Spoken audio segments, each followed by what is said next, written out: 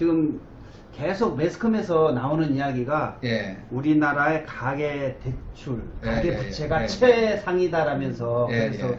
그게 문제시 된다고 하는데 정말 예. 이 가계 부채가 예. 부동산에 악영향을 미칠까요? 어떻게?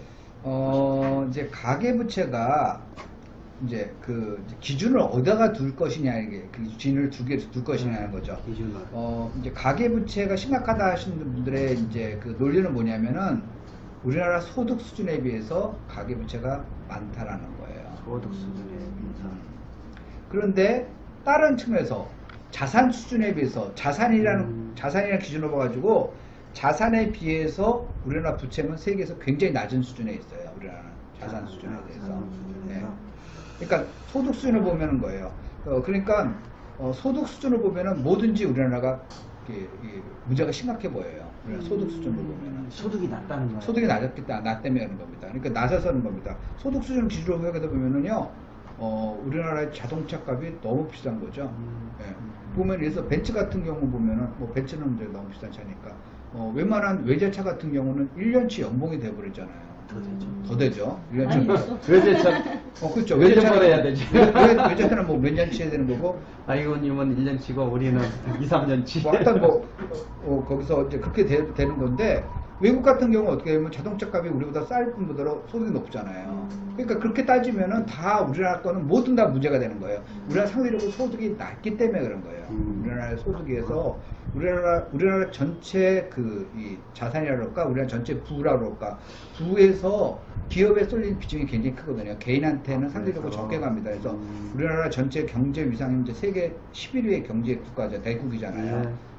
이제 11위는 경제 대국인데, 근데 그 위상에 비해서는 개인의 소득이 낮은 편이에요. 네, 그래서 여러 가지 이제 그렇게 해서 문제가 되는 거지, 소득에 비해서 이제 부채가 많다는 거지, 자산에 비해서는 우리나라가 굉장히 상대적으로 부채가 적은 편입니다. 그러니까 우리나라 가계부채하고 가계자산을 갖다가 금융자산이니까 부동산이 안 들어가는 겁니다. 금융자산은 주식, 그 다음에 보험, 그 다음에 예적금을 얘기한 겁니다. 예적금은 내가 찾으면 돼. 보험은 내가 해약하면 돼. 주식은 팔면 돼. 그래서 만들어 현금화할 수 있는 돈이죠. 그리고 이제 금융자산이라는데, 가계 금융자산이 가계 부채의 2배가 넘어요. 우리나라는.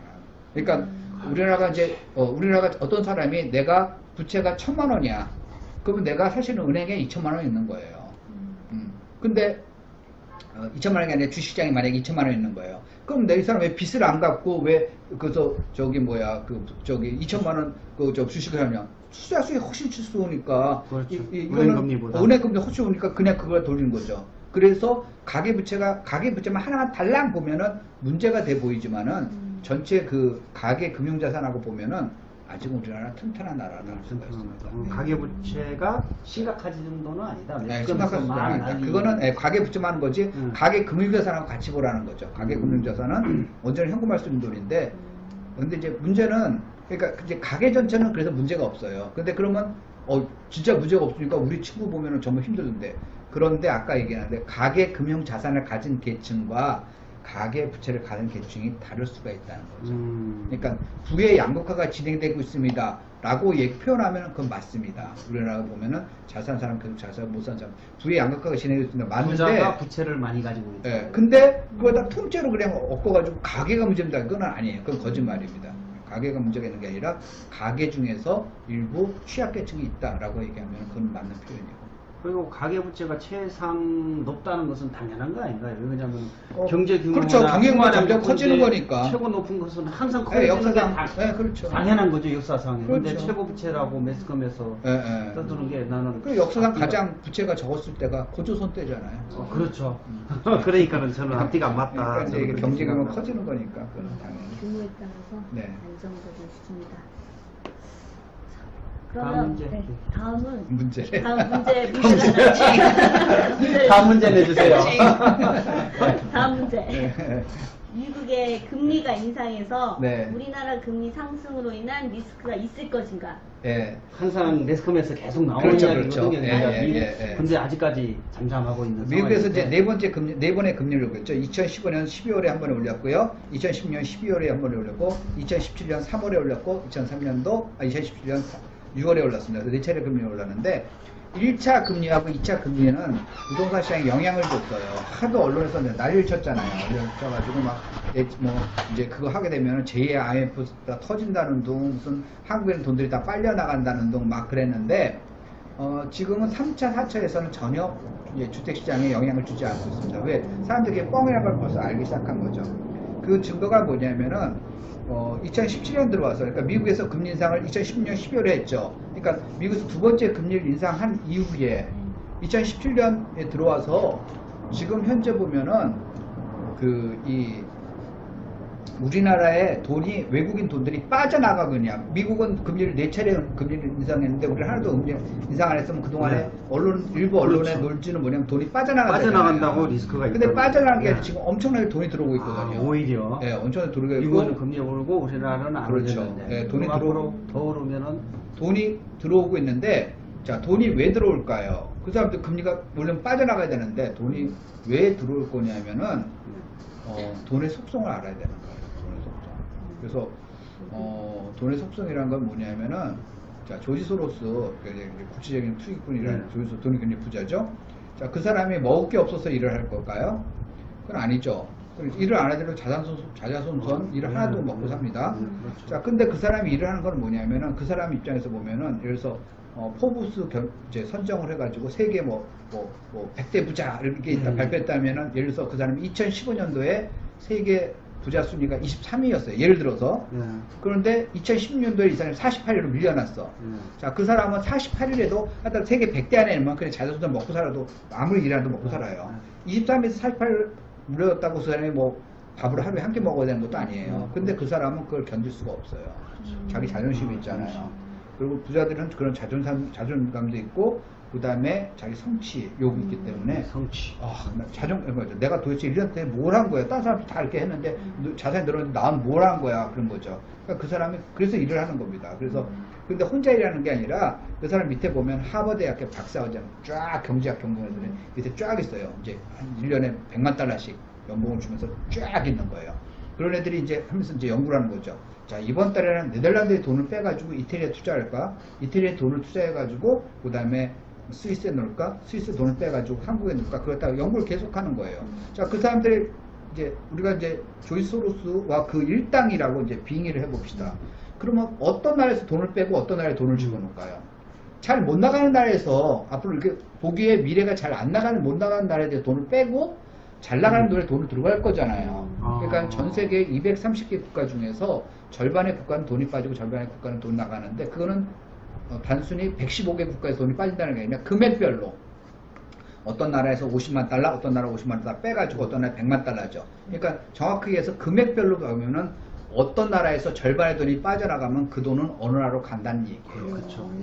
그 나라가 투자를 여기 했던 걸 그렇죠. 옮기는 거니까. 그러니까 그 나라가 잘 나가는 나라면은 돈이 들어오는 거고요. 그 나라가 못 나가는 나라, 못 나간 나라면 돈이 빠져나갑니다. 우리는 잘 나가고 있는 거네. 잘 나간 나라는 거죠. 잘 나간 나라입니다. 잘 나간 나라는 게 안 올리는데 불구하고 돈이 많이 들어온다는 거죠. 돈이 많이 들어오는데, 잘 나가는 건 뭐냐면은 우리나라가 2015년도에 경상수지 흑자가 1000억 달러가 넘었습니다. 1000억 달러. 1000억 달러가 넘었다는 건 어떤 정도의 수준이냐면 세계 4위예요. 그때 중국이 1등, 그 다음에 독일이 2등, 일본이 3등, 한국이 4등이었어요. 세계에서 네 번째로 잘 나갔죠. 2015년도. 2016년도 독일이 1등, 중국이 2등, 일본이 3등, 한국이 4등이에요. 2014년도 독일이 1등, 중국이 2등, 그 다음에 네덜란드가 3등, 한국이 4등. 자, 지금 누적해가지고 한국이 세계에서 네 번째로 경상흑자가 많이 나는 거예요. 그러면은, 무슨, 한국은 맨날 4등밖에 못하냐. 그렇게 얘기할 수 있는 사람은, 그렇게 얘기할 수 있는 자격은 내가 평생 살아오면서 정교 3등 밖으로 밀려난 적이 없는 사람만 그 얘기할 수가 있는 거죠. 이거는 정교도 아니고 세계인데, 세계에서 4등 하는 게 얼마나 대단한 거예요. 세계 4등. 세계에서 4등이. 자, 그런 나라에서, 자, 생각해 보세요. 아까 조지소로 생각해 보세요. 조지소라고. 한국에 돈을 빼가지고 어느 나라 갈까요? 아까 1, 2, 3등, 3등 뺏기 갈 데가 없잖아요. 그 하필 왜 4등인 걸 빼? 앞에 230등도 있고, 110등도 있고, 117등도 있는데, 그 나라 돈을 빼가지고 들어와야죠. 그러니까 우리나라 돈이 지금 물밀듯이 들어온 거고, 현재 주택 보유 잔고가 역사상 최대치예요. 7월 잔고. 그건 이제 금감원 금감원 그 홈페이지에 들어가면 다 나옵니다. 우리나라의 그 지금 현재 그 외국인 투자 잔고가 역대 최고예요. 주식도 그렇고 채권도 그렇고 보면 지금 계속 외국에서 돈이 물밀듯이 들어온 거예요. 근데 금리 인상은 돈이 빨리 나간다 했잖아요. 뻥이라는 거죠. 그럼 미국이 앞으로 금리 인상이 좀 되더라도 네. 리스크는 없다. 이렇게 금리가 우리가 언젠가는 오르겠지만 오르겠죠. 오르는 네. 거는 경제가 좋아졌을 때 오르는 거죠. 그러니까 금리 인상은 나쁜 건 아니에요. 이제 금리 인상이 되는 거는 그 나라 경제가 그러니까 그 경제가 좋아졌다는 증거예요. 일단 이제 그래서 막 경제가 좋아져. 그러니까 회사가 막 수출이 잘 돼. 일단 수출이 조금만 더 할게요. 제가 우리나라 지금 얼마나 잘 나가는가.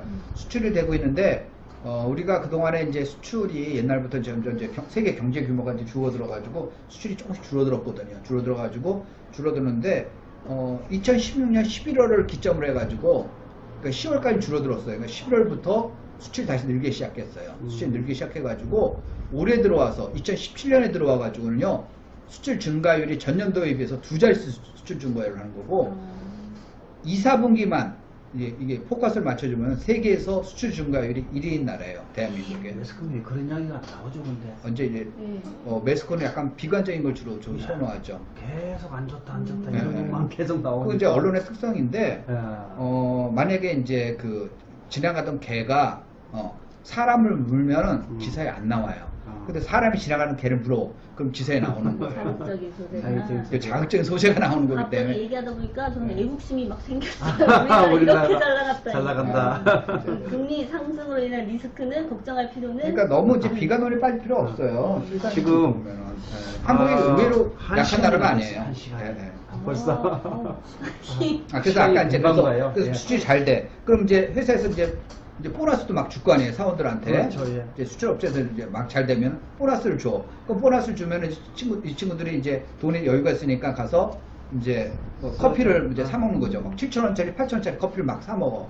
커피 가게 잘 돼. 그러니까 옆에 있던 지인이 그 커피 가는 지인이 보면 나도 카페 한번 해볼까? 나도 커피숍 한번 할까? 이렇게 생각할 거 아니에요. 그럼 그 사람 돈이 없어. 그럼 은행에 가서 이제 3억의 대출을 받아가지고 카페를 차리는 거예요. 근데 이 사람만 대출 받는 게 아니라 다른 이렇게 통닭집 하는 사람 이렇게 해가지고 장사가 잘 되면은 대출 수요가 올라가죠. 대출 수요가 늘어나면 금리가 올라야 떨어져요. 금리가 당연히 오르죠.